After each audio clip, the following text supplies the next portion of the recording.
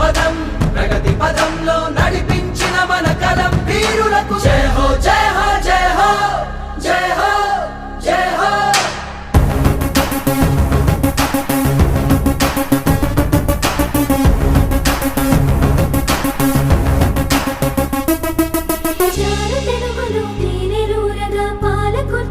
సోమనాథుడు రాసినాడుగా బసవ పురాణం తెలంగాణ తొలి స్వతంత్ర కావ్యం ద్విపదాని ఛందస్సు దారిలో రంగనాథ రామాయణాన్ని రచించే గోన బుద్ధారెడ్డి రంగురుచి ప్రతి మాటకు అద్ది భారమంత దేవుడిపై వేసి భక్తి నేలలో సేద్యం చేసి భాగవత ఫలాలందించాడు బొమ్మర పోతన మన కారాధ్యుడు ఉన్నగంది తెలగన్న విరచితం మచ్చ తెలుగులో యయాతి చరితం రామదాసు పదభావ సాగరం మునిగిన మది భద్రాద్రి గోపురం జై హో జై హో జై హో జై హో జై హో.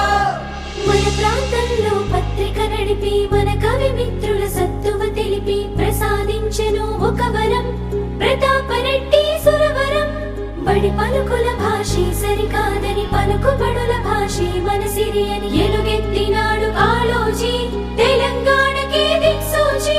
అభినవ పోతన బిరుదాంకితులు మానమామలై వరదాచార్యులు తాను పలికిన నీతి పద్యాలు పుస్తకాలలో పాఠ్యాంశాలు ఒక చేత్తోటి గన్ను పట్టుకొని వేరొక చేత్తో పెన్ను పట్టుకొని పోరాటంలో తన వంతు పాత్ర పోషించాడు మన హనుమంతు జై హో జై హో జై హో జై హో జై హో.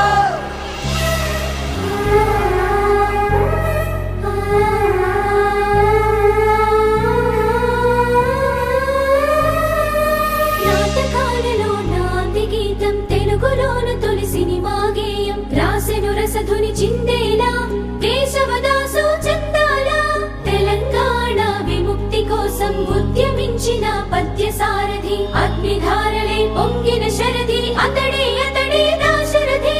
దేవ భాషలో చదివిన వేదం దేశ భాషలో అందరి కోసం అనువదించిన అసామాన్యుడు అభినవ వ్యాసుడు రంగాచార్యుడు పాట కవిత నాటిక వ్యాసం కథలు గజలు కృతులు కావ్యం అన్ని ప్రక్రియల అగ్రపీఠము సినారే మనకు జ్ఞానపీఠము జై హో జై